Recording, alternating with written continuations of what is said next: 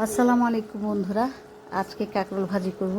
যে দেখেন, একটু আদা বাটা দিয়ে নিয়েছি, একটু এটা আদা বাটা, এটা হচ্ছে রসুন বাটা। তা আমার মাথা গুলিয়ে গেছে। আর কাঁকরোল এভাবে ভেজে খেতে কে পছন্দ করেন? অনেকে এটাকে কাঁকরোলের বড়া বলে। এটাতে সামান্য লবণ আর হলুদ দেব। সামান্য লবণ দিচ্ছি, একেবারে আধা চামচ এরকম। সামান্য হলুদ দিয়ে নিচ্ছি, সামান্য মরিচের গুঁড়া।